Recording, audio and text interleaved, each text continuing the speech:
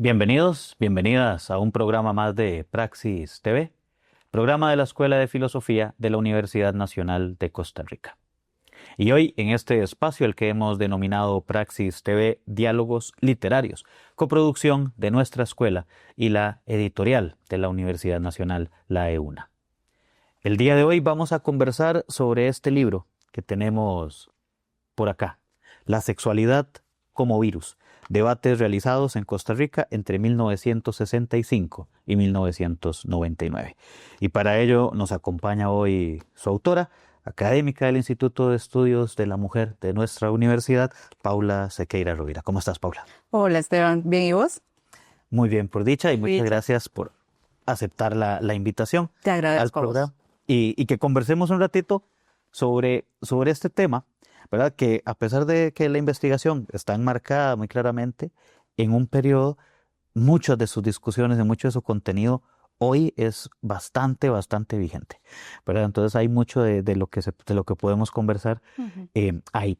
Inicialmente, Paula, bueno, el primero, ¿verdad? La sexualidad como virus, ¿verdad? Que primero es un título que provoca y que a su vez, ¿verdad?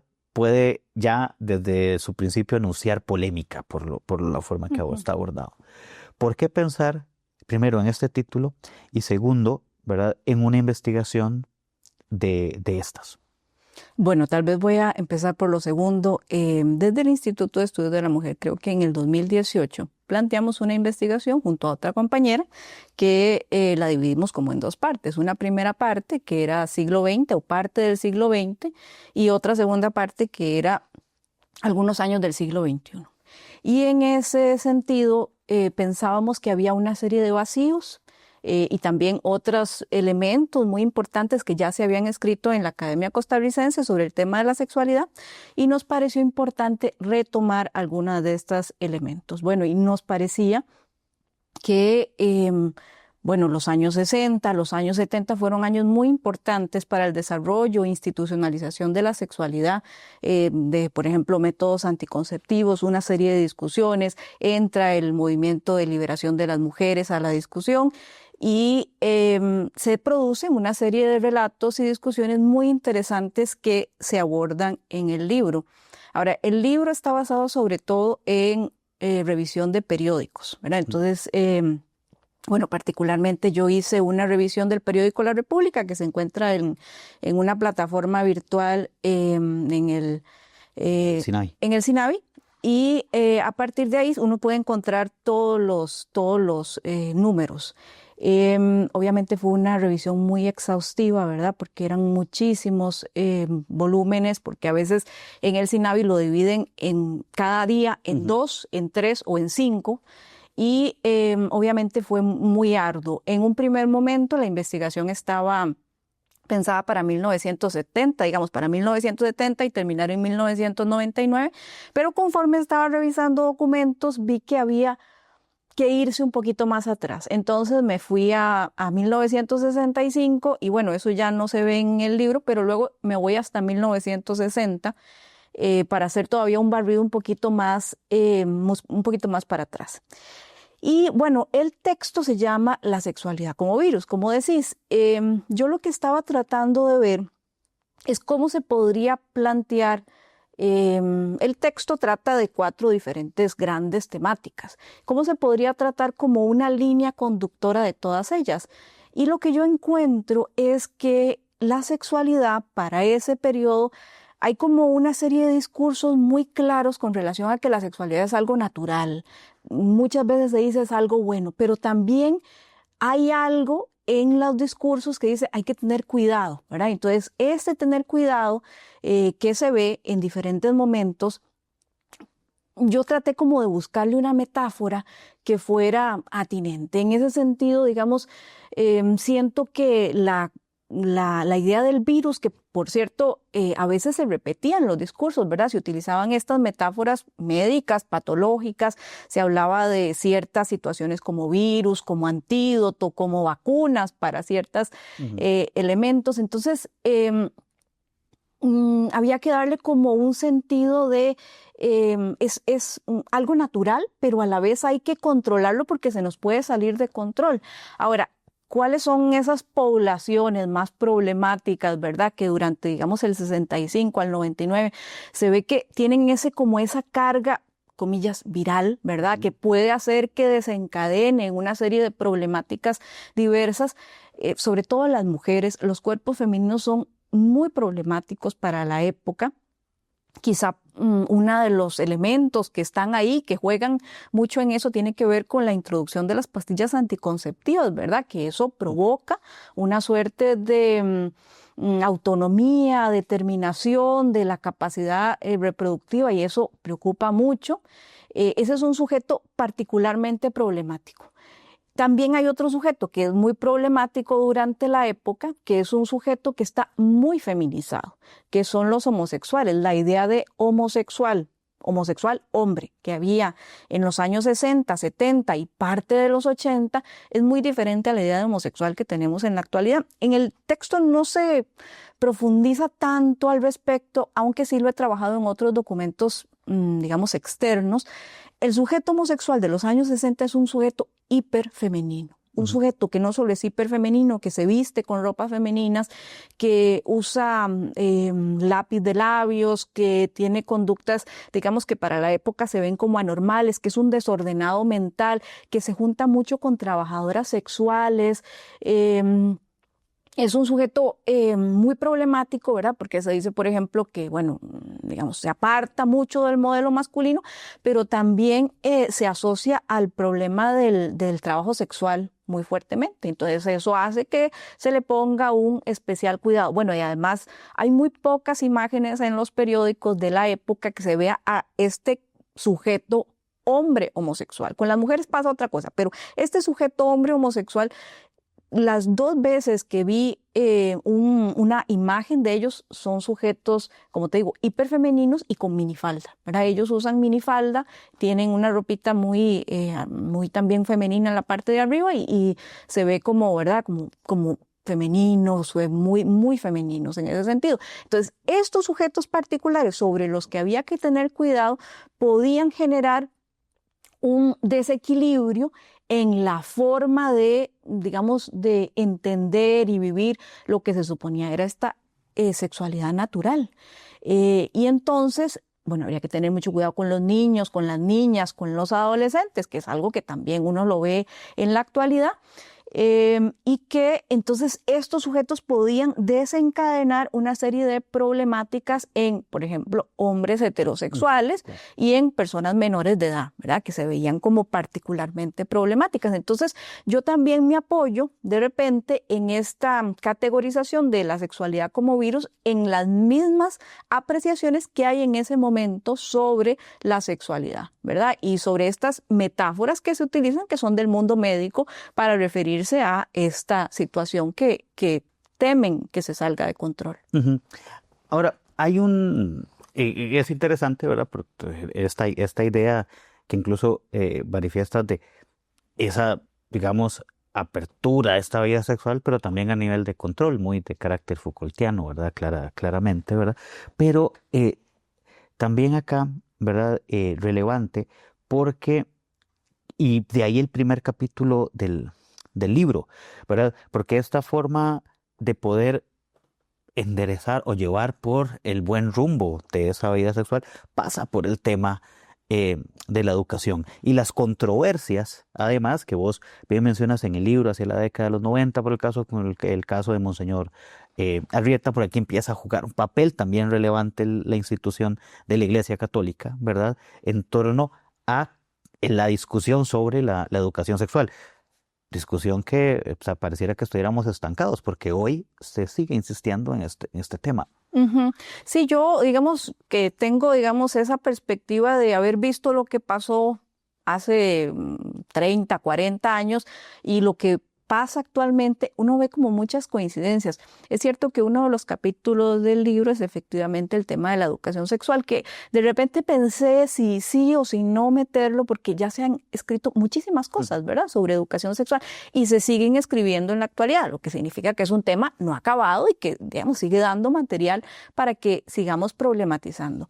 Y algo que yo veo, bueno, algo que me llama la atención antes de hablar como esa parte de educación sexual formal, es que en los 60s y sobre todo en los 70s hay mucha oferta de educación sexual informal. Es decir, hay anuncios en el periódico que diferentes instancias de la Iglesia Católica o la Iglesia Anglicana o la Asociación Demográfica Costarricense lanzan para que la gente se eduque. Esa es una gente que es adulta, ¿verdad? No son niños, niñas ni adolescentes, pero se lanzan como este tipo de propuestas para que la gente acceda a una educación sexual, que a veces se ponen las temáticas y es interesante, ¿verdad? Porque, digamos, se habla como de la economía en el matrimonio, ¿verdad? Eso eran como las cosas que les interesaban. O, por ejemplo, como la homosexualidad como desviación y que había que tener cuidado con ese tipo de situaciones.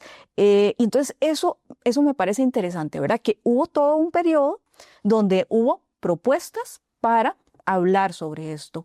Y ya específicamente con relación a la educación formal, bueno, es problemático, ¿verdad? Ya pensar en todo este pasado que nosotros y nosotras tenemos como costarricenses, ¿verdad? Porque uno ve que discusiones que se dan hoy se dieron en el pasado de forma también muy fuerte. Por ejemplo, que hoy el presidente de la República y la exministra de Educación digan que los programas de afectividad y sexualidad lo que hacen es incitar a la pornografía. En los años 90 se decía de otra manera, ¿verdad? Pero también se decía, por ejemplo, hay que quitar ciertos dibujos, hay que quitar ciertas imágenes porque incitan a los niños y a las niñas. Entonces también había como un problema como de inducción a través de la educación sexual, digamos, en una clave pornográfica, que también había temor a partir de que eso se materializara o que eso influyera en la niñez para mal. Lo que es muy extraño, digamos, yo viendo como ese proceso, lo que es muy extraño y que no pasó antes, es que un presidente y una ministra que tengan un programa de educación sexual durante 3 años, duren esos 3 años para decir el programa es malo, es defectuoso, produce una serie de, no sé, de desviaciones sexuales y los niños y las niñas lo siguen, genera que quieran ver pornografía. Eso es extraño, y que el presidente y la ministra en una conferencia de prensa para decir eso es curioso, porque lo que antes se hacía es que el programa no llegaba siquiera a salir. Ahora nosotros tuvimos un presidente, o tenemos un presidente que durante 3 años un poquito más ha tenido ese programa y llega un momento donde dice no, lo vamos a eliminar a partir de hoy porque genera todas estas inconsistencias, pero antes se quitaba desde un principio, o aunque ya se hubieran publicado una serie de materiales de guías, de documentos, y con dinero del Estado se hubieran publicado, igual se echaba para atrás porque la jerarquía católica decía esto no va. Uh-huh. Bueno, y ahí estás entrando a un tema, ¿verdad?, que es bastante denso, ¿verdad? Esa participación, ¿verdad?, de la Iglesia Católica en los temas de educación sexual, ¿verdad? Y que hoy también ya otras denominaciones también participando de manera muy activa en esta discusión, ¿verdad? Pero tenemos que hacer ya la primera pausa, ¿verdad? Y bueno, vienen un montón de temas también, claro, porque quizá el primer capítulo relativo a la educación ya empieza a ser polémico, pero lo que viene empieza también a incorporar otros elementos de discusión que son muy, muy, muy vitales, ¿verdad? Y que hoy también, incluso en el marco que nos encontramos, en el contexto, ¿verdad?, adquieren una gran relevancia. Vamos a hacer una primera pausa y ya volvemos a Praxis TV, Diálogos Literarios.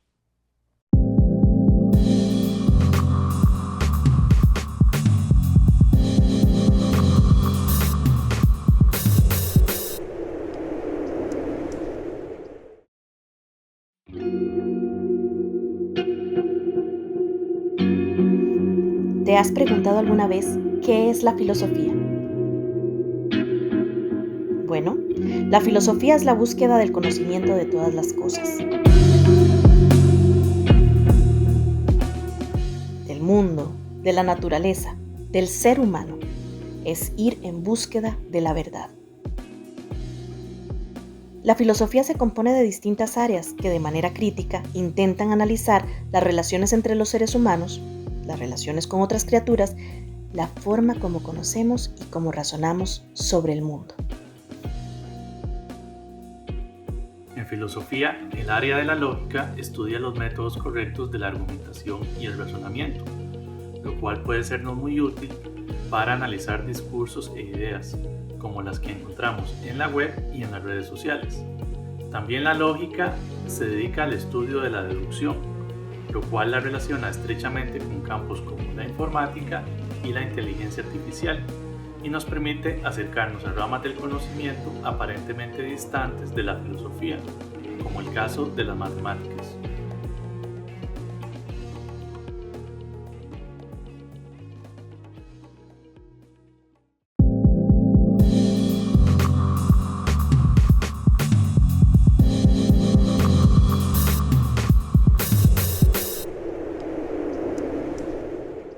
Bienvenidos, bienvenidas de nuevo a Praxis TV, Diálogos Literarios. Y continuamos en compañía de Paula Sequeira Rovira, hablando de este libro, ¿verdad? De la sexualidad como virus. Paula, ya el bloque anterior nada más no nos daba tiempo también de abordar un tema interesante, ¿verdad? Que vos, ahora hablábamos también fuera de cámara, ¿verdad? Esa posición, ¿verdad?, que ha tenido la Iglesia Católica respecto al tema de la sexualidad, incluso de la misma educación sexual. Y en esta investigación también que vos haces, ¿verdad?, ¿cómo se va viendo esto? Uh-huh.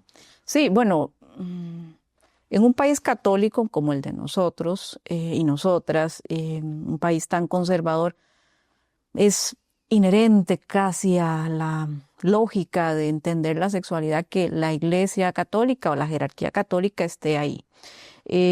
Algo que es interesante, que me llama la atención y quizá a veces puede ser contrastante con lo que algunas personas piensan, es que, digamos, si uno ve sistemáticamente los discursos que la Iglesia Católica dio durante el periodo, uno no puede ver que ellos dijeran que la sexualidad era literalmente mala, ¿verdad? No es algo que se vea como que hay que aplastar, hay que subajar, hay que eliminar, sino son ciertas sexualidades que son inadecuadas. Pero, digamos, la postura de ellos era sobre todo, por ejemplo, hay un plan de educación sexual, ese plan de educación sexual tiene ciertos elementos inadecuados, hagamos otro, ¿verdad? Claro, obviamente mientras uno y otro pasaban años entre que se podía dar la luz verde y la venia de, por ejemplo, el padre Maynor, por ejemplo, Monseñor Román Arrieta, ¿verdad?, que fue tan importante en ese momento para dar una línea.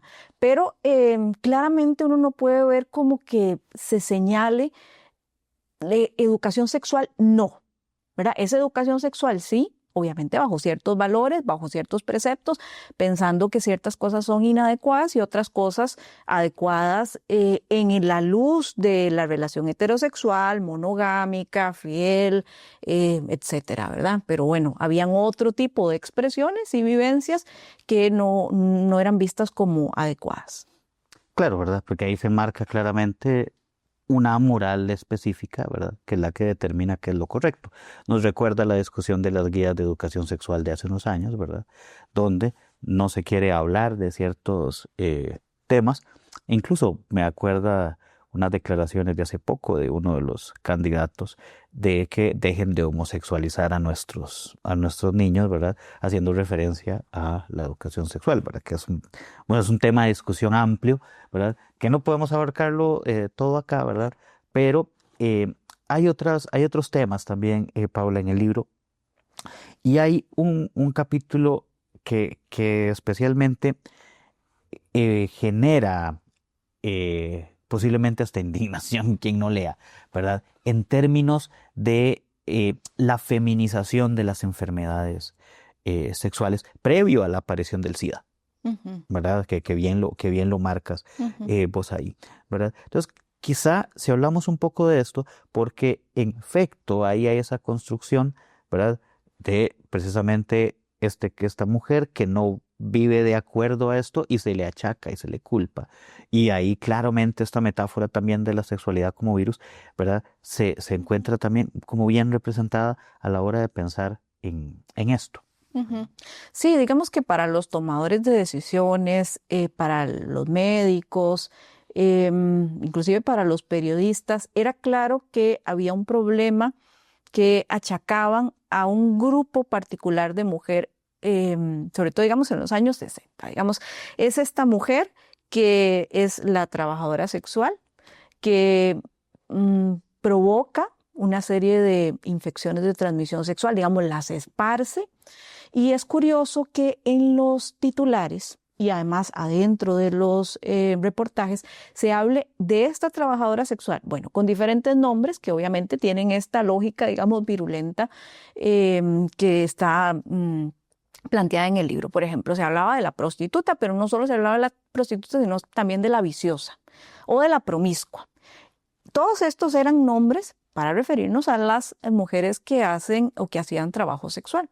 Ellas eran particularmente un objeto de atención por el personal médico, que, digamos, antes de la aparición del VIH, bueno, que había sífilis, había gonorrea, había, digamos, este tipo de padecimientos que había o pensaban que había que atacar a partir de, por ejemplo, redadas.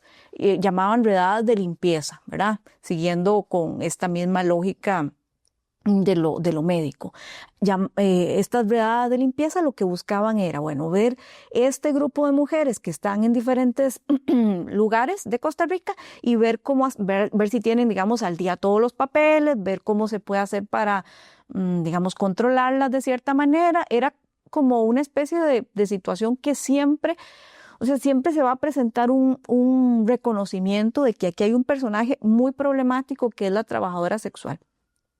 Y entonces es curioso porque, digamos, uno ve algunos reportajes de periódico y entonces dicen, bueno, ¿cómo entendemos que una mujer trabaje en estos oficios? Bueno, entonces, por ejemplo, se decían cosas como que tiene que ser una, bueno, digamos, en el tiempo se hablaba de retardo mental, tiene que tener algún tipo de retardo mental, tiene que tener algún tipo de problema económico, problema psicológico, ¿verdad? Para tratar de explicarse por qué una mujer va a querer incurrir, ejercer este tipo de oficios. Y entonces, particularmente, sobre las trabajadoras sexuales hay una visión muy de tratar de controlarlas. Ahora es interesante que probablemente lo vayamos a hablar más adelante, que cuando ingresan las pastillas anticonceptivas a Costa Rica de forma más democrática y masiva, los médicos también comienzan a hablar de la trabajadora sexual,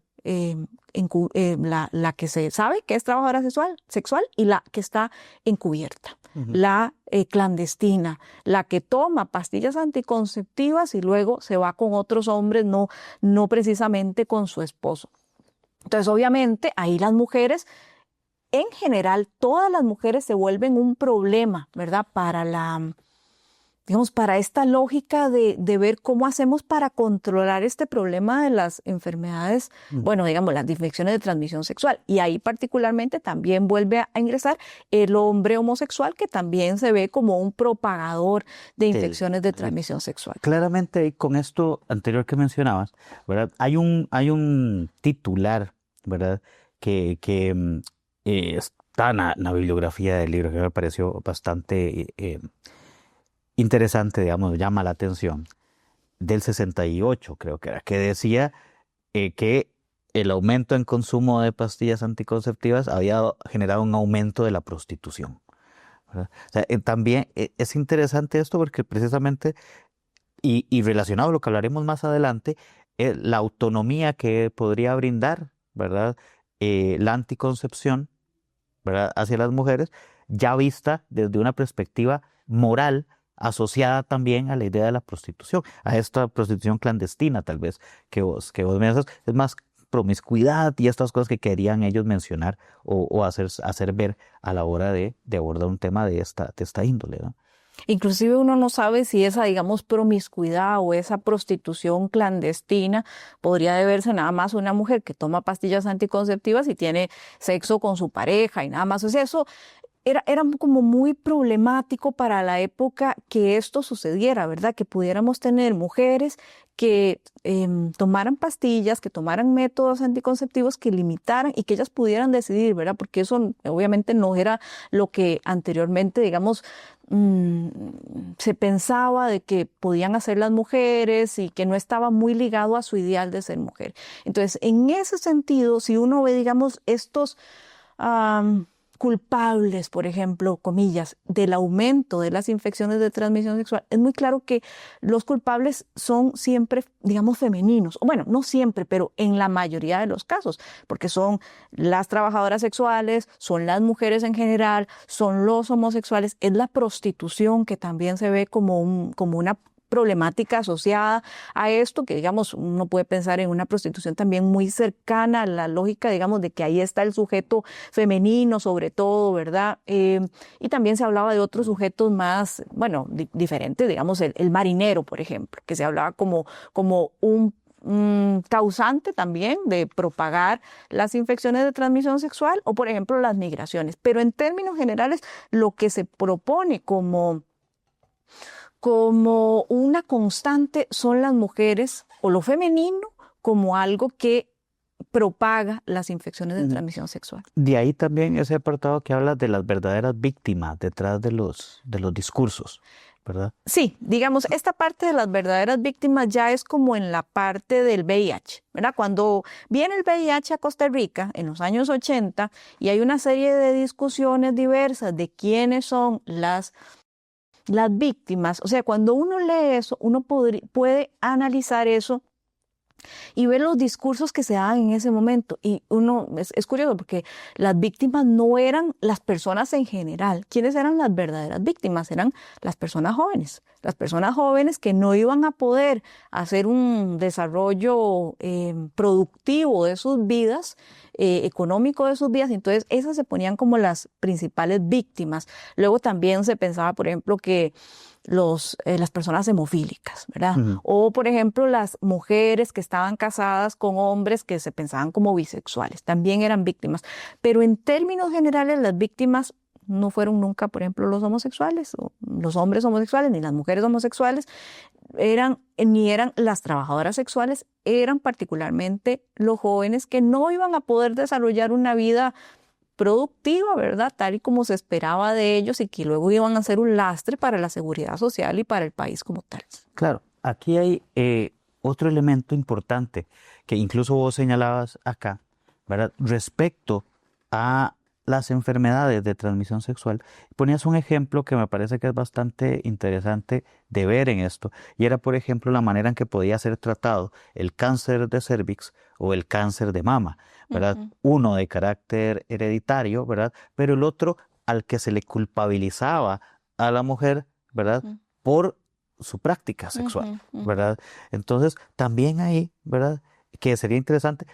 Porque claro, uno podría pensar en el escenario de ¿y qué sucede si a esta mujer con cáncer de cervix fue contagiada por su esposo? Uh-huh. ¿Verdad? Claro. Pero se le señala a ella, claro. ¿verdad? Directamente. Sí. Digamos que ese tema del cáncer de cervix y las asociaciones que hay sobre esta situación es algo que yo traté en mi tesis de maestría. Y particularmente, digamos, el cáncer de cervix me interesaba y bueno, en el libro de forma pequeña, pero ahí se habla con relación a esto, porque el cáncer de cervix es producido por una infección de transmisión sexual y las valoraciones que hay sobre las mujeres que tienen cáncer de cervix son diferentes a las valoraciones que hay sobre las mujeres que tienen cáncer de mama, que inclusive hay un mes, ¿verdad? Octubre, que se hace toda una serie de campañas rosa específicamente para ese cáncer. Y sobre el cáncer de cervix, pues hay que tener consideraciones particulares, ¿verdad? Precisamente porque hay una infección de transmisión sexual de por medio que genera una serie de moralismos que, digamos, uno lo puede ver ahí un poco en el libro, pero también lo puede ver en la actualidad de de las asociaciones que se hacen moralmente de qué fue lo que pasó, ¿verdad? O sea, no importa si tuviste una sola pareja sexual y esa fue la que te contagió, ¿verdad? Es que ya se ve diferente que hayas tenido un cáncer de cérvix, un papiloma y las apreciaciones que hay de parte de una serie de personas allegadas a la mujer. Tenemos que ir haciendo la segunda pausa, pero esto es un tema muy, muy interesante. Tenemos ahorita, digamos, en relación con esto, se podría hablar del caso de la inyección que se le quería poner a las niñas y que hubo una reacción, ¿verdad?, fuerte respecto a esto. Y en algunos de los argumentos, ¿verdad?, porque algunos otros podrían ser en torno al tema de la vacunación, pero en otros argumentos era en torno al ejercicio y que por qué a las niñas les querían, ¿verdad?, que ya es un juicio moral sobre una cuestión de salud, que es una discusión grandísima, ¿verdad? ¿Por qué legislar sobre la salud de las demás personas a partir de mis propias moralidades o creencias? Es una discusión amplia, ¿verdad? Y que debería, incluso esos contextos, ¿verdad? ¿Por qué? Porque si vemos el caso, y vos lo mencionas acá, pues, tema del aborto, por ejemplo, ¿verdad? Y ahora la norma técnica utilizada como moneda de cambio, que es algo de lo que podemos hablar en el siguiente bloque. Claro. Vamos a hacer una segunda pausa y ya regresamos a Praxis TV, Diálogos Literarios.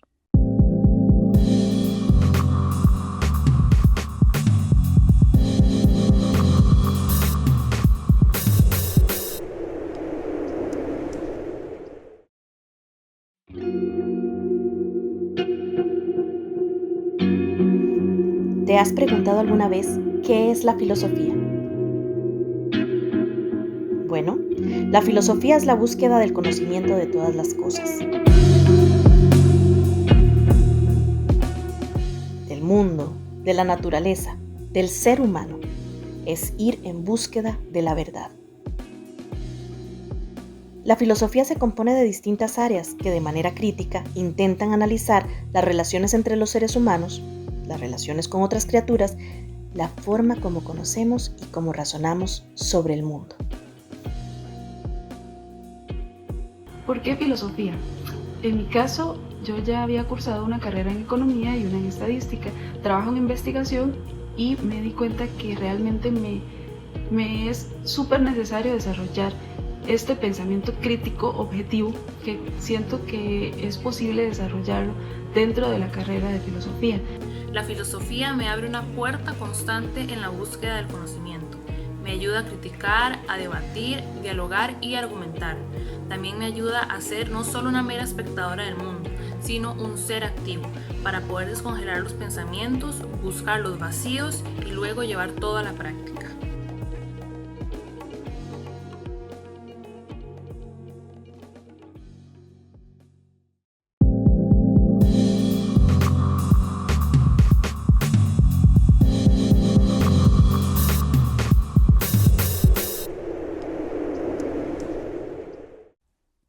Bienvenidas, bienvenidos de nuevo a Praxis TV, Diálogos Literarios.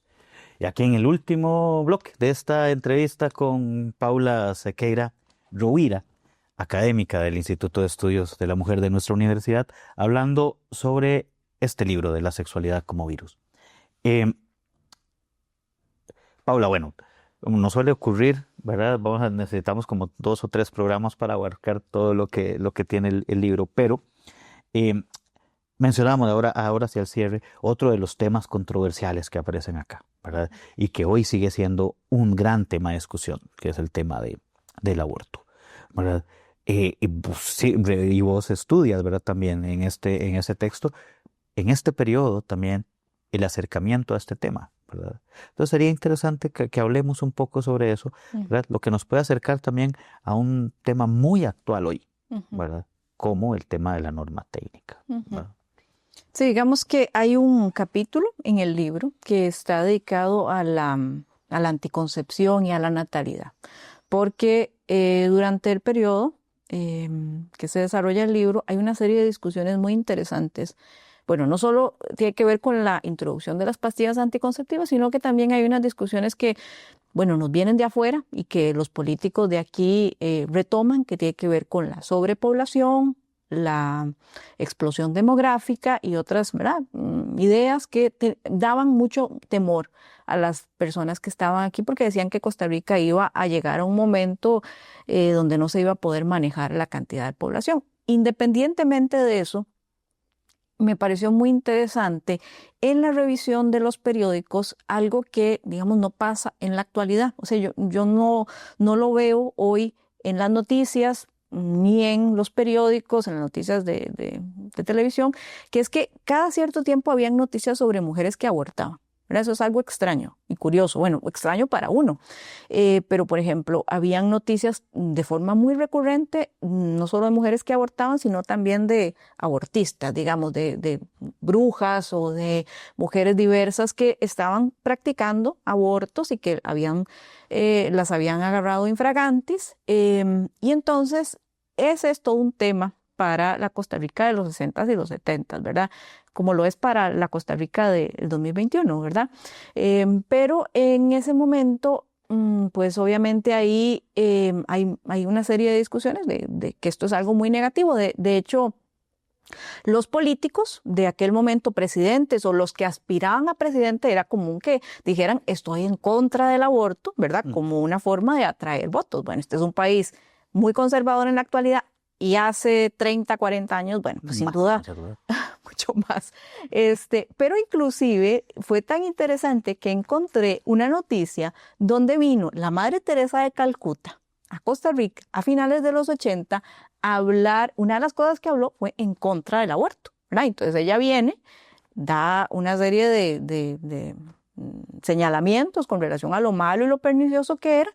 Y entonces, bueno, obviamente si lo dice la Madre Teresa de Calcuta, bueno, hay que ponerle atención. Pero este es un tema que genera una serie de pasiones tan impresionantemente fuertes, ¿verdad? Lo vemos en la actualidad y en aquellos años todavía quizá era más, ¿verdad? Porque eso que te digo, Esteban, es como que de forma recurrente en los periódicos veías en los reportajes de sucesos que estaban estas noticias alertando de cuidado, hay un abortista, cuidado, una mujer abortó, etcétera, etcétera. Eso era muy recurrente, lo que hoy ya no lo vemos, está silenciado. Claro, y uno podría pensar en escenarios fuera de Costa Rica, por ejemplo, donde, bueno, están las clínicas para aborto, y aquellas manifestaciones, por ejemplo, en Estados Unidos, que a mí me parece completamente, por ejemplo, contradictorio, un caso que se da donde le prenden fuego a una clínica que practica abortos, donde muere un montón de gente que está dentro de la clínica, pero la clínica le prenden fuego los grupos pro vida que se estaban manifestando en contra de el aborto. Y se terminan provocando muertes. O sea, el nivel de pasión que puede generar este tipo de discusión puede llevar a acciones de ese tipo que son como mínimo calificadas como contradictorias. Sí, qué problemático, ¿verdad? Porque yo lo que veo es que, digamos, en todas estas discusiones, ¿verdad? Que vemos el aborto, otra parte que yo toco ahí de la esterilización, o lo que tiene que ver con las pastillas anticonceptivas, en el centro de todas esas discusiones siempre estaban las mujeres, la capacidad reproductiva de las mujeres, y ellas estaban en el medio de todos estos bombardeos, ¿verdad? De si había abortos, de si había sobrepoblación, que si había explosión demográfica, que había que tomar pastillas anticonceptivas, que las trabajadoras sexuales, que si tomabas pastillas anticonceptivas podía ser una trabajadora sexual, no sé, clandestina. O sea, qué difícil, ¿verdad? Digamos, todas estas herencias que nosotras tenemos a partir de esos discursos, que muchos fueron de afuera, pero también muchos otros que se crearon en Costa Rica, que generaron todo este ambiente, ¿verdad?, tan problemático con relación a la capacidad de dar a luz, la capacidad de dar vida, de reproducirse. Y entonces, cuando se trataba, digamos, el aborto, o cuando se trataba de la esterilización, ¿verdad? Que se decía, es que eso es una mutilación, ¿verdad? La Iglesia Católica, la jerarquía, es una mutilación, y entonces había que controlar esos cuerpos de una forma muy particular, con una regla que se hacía para que te diera, multiplicando el número de hijos que tenías por el número de años y que te diera más de 120 o más. Entonces, eso era muy problemático, ¿verdad? Inclusive las mujeres tenían que ir con sus parejas a que sus parejas les firmaran una carta para que aceptara el esposo o la pareja que ella se hiciera la salpingectomía, ¿verdad? A mi mamá le pasó, mi mamá tuvo que ir y mi papá firmó para que ella se pudiera hacer la salpingectomía, ¿verdad? O sea, qué cosa más fuerte, ¿verdad? De ese control. Y entonces eso es lo que yo siento, ¿verdad? Finalmente, en todas estas discusiones que están ahí en el libro, es la mujer la que siempre va a estar bombardeada por estos discursos. Y ahí, digamos, un tema importante y sobre todo hacia donde cierra el libro, porque aquí la gran pregunta sería, ¿cuál es el temor que existe dentro de estos discursos? Discursos en su mayoría creados por hombres, ¿verdad? ¿Cuál es el temor dentro de estos discursos de que las mujeres tengan autonomía sobre sus cuerpos, finalmente, ¿no? Sí, bueno, efectivamente hay un cuarto capítulo que tiene que ver sobre la libertad sexual, la autonomía sexual de las personas, particularmente, digamos, de las mujeres. Lo que me encuentro yo en los años 60, inclusive antes de que el movimiento de liberación de las mujeres esté ahí dando la discusión, que el movimiento de liberación de las mujeres en Costa Rica es alrededor de 1974. Entonces, en los años 60 hay dos discusiones particulares que son muy problemáticas sobre la autonomía y la determinación de los cuerpos de las mujeres. Una de ellas, obviamente, tiene que ver con las pastillas anticonceptivas y, bueno, digamos, todas estas discusiones de la Humanae Vitae, ¿verdad? Aquella encíclica, Pablo VI, donde se posiciona en contra de la anticoncepción y, bueno, en el país hubo reacciones a favor y reacciones en contra. Y esta es una parte, digamos, interesante porque hay toda una discusión que permite ver cómo se movía muchas subjetividades en ese momento. Hay otra discusión que también me parece muy interesante y muy sugerente que tiene que ver con el uso de la minifalda en las mujeres y cuando se introduce la minifalda en los años 60, a finales de los años 60, es muy interesante estas discusiones que se dan porque también uno permite ver como un termómetro que, digamos, la sociedad costarricense no era homogénea ni monolítica, ¿verdad? Habían personas que se posicionaban en contra y otras que se posicionaban a favor. En contra, por ejemplo, ¿por qué? Digamos, ¿quiénes usaban minifaldas? Usaban minifaldas las trabajadoras sexuales y los homosexuales. Entonces, si vos utilizabas una minifalda, pues te ibas a asemejar a esos parámetros.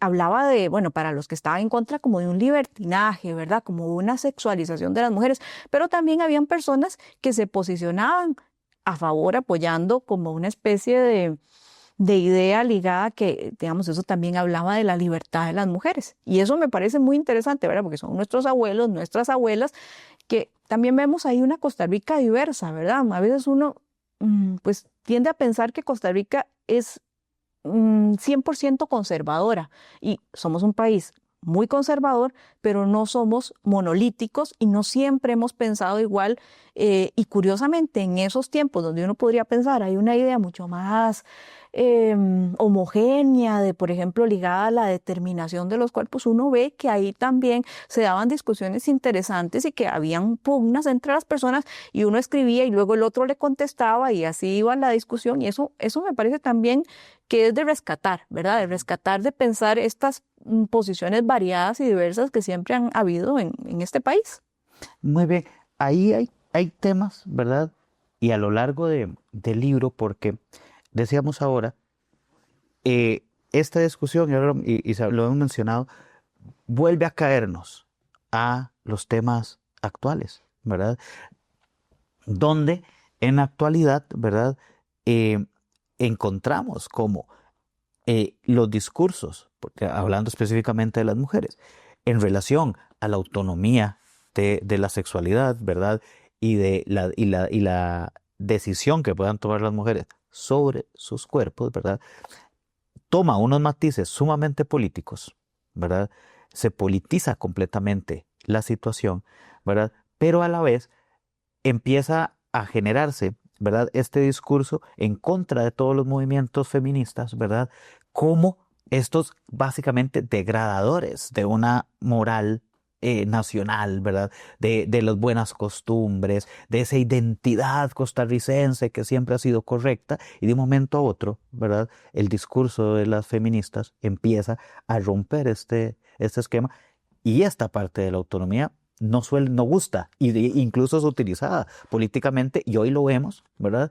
En discursos públicos, ¿verdad? Donde se manifiesta directamente esto, ¿verdad? Y se les asocia a la corrupción, se les asocia a un montón de cosas, casi que a los males de la sociedad, ¿no? Uh-huh.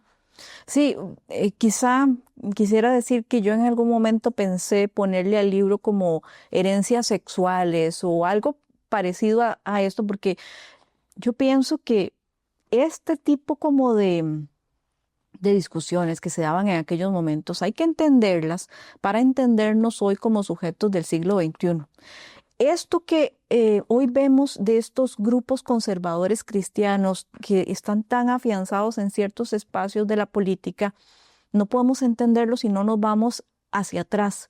Por ejemplo, es interesante para mí que yo veo, digamos, uno puede ver, aquí hay una tesis en la Facultad de Filosofía y Letras, hecha por la Maestría de Estudios de la Mujer, creo que en el 2000. Uno puede ver ahí en esa tesis que el discurso de la ideología de género es un discurso, por lo menos, de 1999.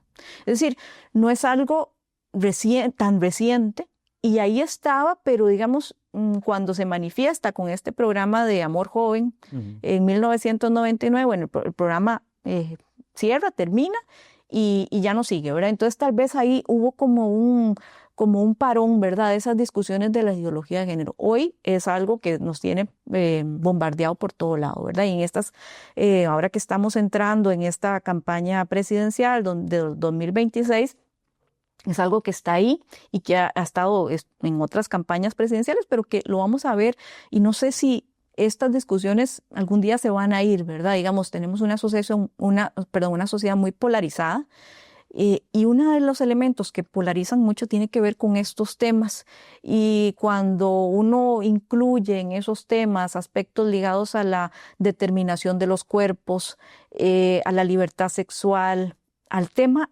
particular de las mujeres y su capacidad reproductiva, esto hace una polarización. Bueno, y algo que polariza también mucho tiene que ver con las discusiones de proteger a los niños, a las niñas y adolescentes, que ahí estaba en esta etapa y nos va a seguir acompañando de una forma muy moralizante, y que finalmente, digamos, una parte del documento al inicio habla como de la ciencia se utilizó para ambos bandos, ¿verdad? Digamos, se utiliza para hablar desde ciertas posturas, quizá con las que estamos más a favor, y con otras conservadores también dice, es que no es científico eso que ustedes dicen con relación a X, Y, Z tema. Entonces, pues esto polarizó anteriormente y ahora, ¿verdad? Es una cosa impresionante lo que vemos en el 2026 de estas temáticas. Claro, porque encontramos, ¿verdad? No solo es pensar en esa politización, ¿verdad? De esto, es que podríamos ver cómo muchas discusiones de índole moral, ¿verdad?, utilizan esto último que mencionabas, esta idea de la protección al niño, la protección al menor, como la excusa para infiltrarlo dentro de la discusión política, pero que a la vez es un gran distractor de otros elementos de discusión política que se deberían de estar dando, ¿verdad? Más allá de discutir sobre las preferencias de una u otra persona, ¿verdad? Que no debería ser el centro de una campaña política, ¿verdad? Pero bueno, Paula, muchísimas gracias, ¿verdad? Un programa de cierre de temporada, ya cerramos los programas de este 2025, y de nuevo, ¿verdad? Y felicidades por el libro, muchísimas gracias por acompañarnos. Muchas gracias a todos y a todas. Recordarles que el libro lo pueden conseguir en el catálogo de la editorial, en la librería que esperemos ya recientemente se abra, ¿verdad? Pronto esté de nuevo abierta. Y nos vamos con este cortometraje llamado Tren, bajo la dirección de Alberto Arce Daikini y Natalia Kutko. Hasta la próxima. Chao.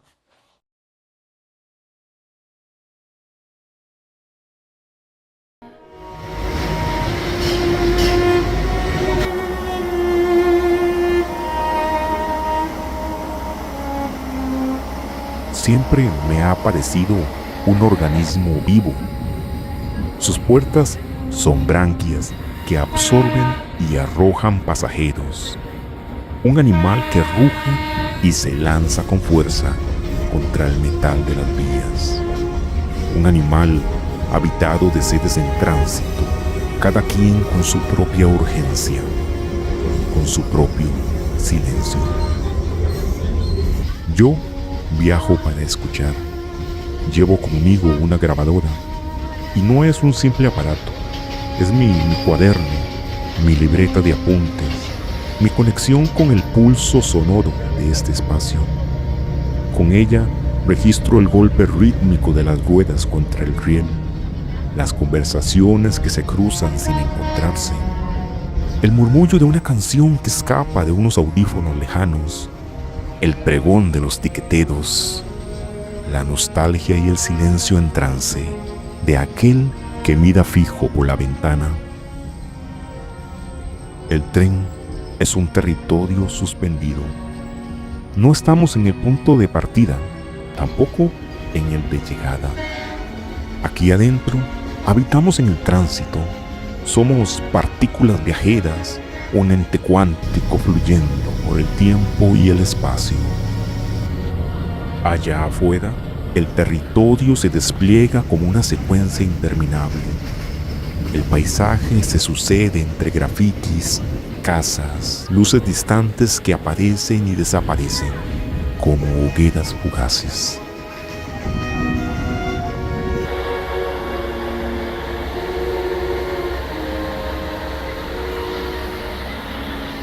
En algún momento, todo se detiene. Las voces se dispersan, las luces parpadean, los vagones se vacían y solo queda un eco metálico que retumba en el vacío. Y es allí, en ese instante sonoro, en donde he creído poder encontrar respuesta a esta escucha cotidiana. Pero aún no lo decido. Mañana, tal vez mañana.